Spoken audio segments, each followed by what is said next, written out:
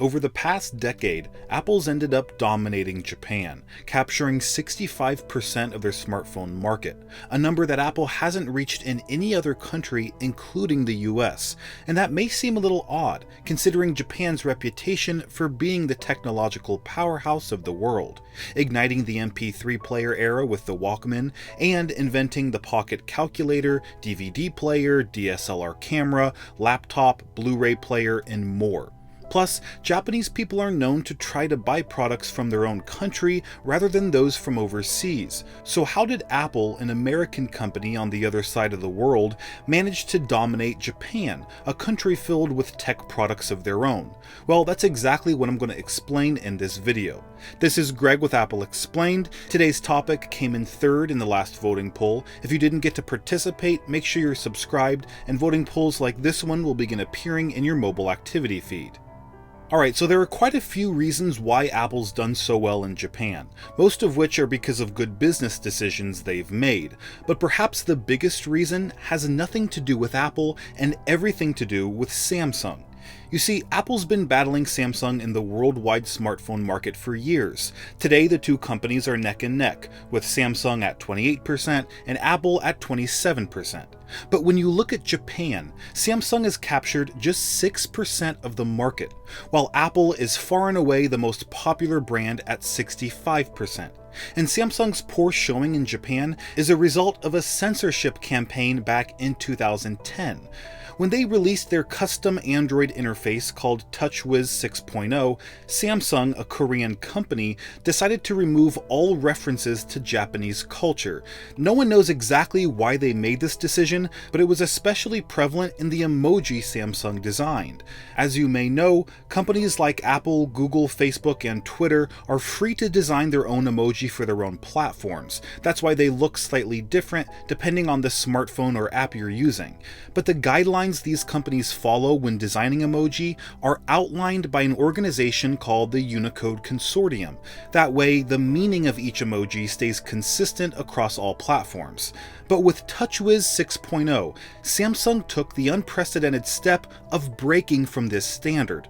For example, the TouchWiz Tokyo Tower emoji wasn't illustrated as the standard red and white tower, but a generic gray tower instead.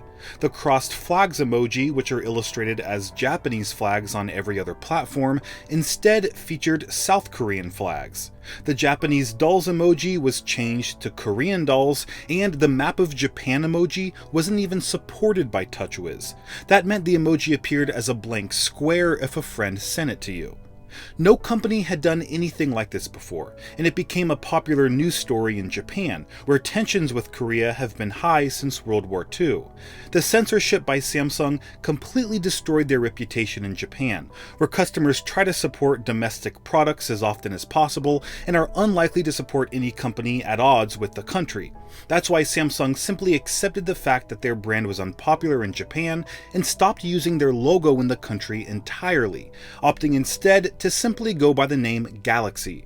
Their billboards, signs, and commercials never feature the Samsung logo. Their huge retail location in Tokyo is called the Galaxy Store. Their website domain is galaxymobile.jp, and when you buy a Samsung product in Japan, they don't even put their logo on the box. But despite their best efforts to rebrand, most Japanese customers have continued to boycott Samsung. Now, this is where Apple comes in. Steve Jobs happened to have a soft spot for Japan, even before the iPhone was invented. Sony, a Japanese company, happened to be the consumer electronics brand he respected most. In fact, Jobs tried persuading them to allow their popular Vaio notebook to run the Mac operating system, which is pretty high praise, considering Jobs had spent the last 3 years shutting down the Mac clone market. But the Vaio team opposed the idea since the product was optimized for Windows and was already selling well. Jobs also loved traditional Japanese architecture, taking each of his children on a trip to Kyoto to share his admiration. And as it happens, his iconic black turtleneck was designed by Japanese fashion icon Issey Miyake. And as I mentioned in my last video, the first international Apple store was built in Tokyo back in 2003. So there was no shortage of friendliness between Apple and Japan. And when the iPhone debuted there in 2008, Apple entered the market with a strategy. They partnered with SoftBank, one of the country's 3 major mobile carriers, to offer the iPhone exclusively.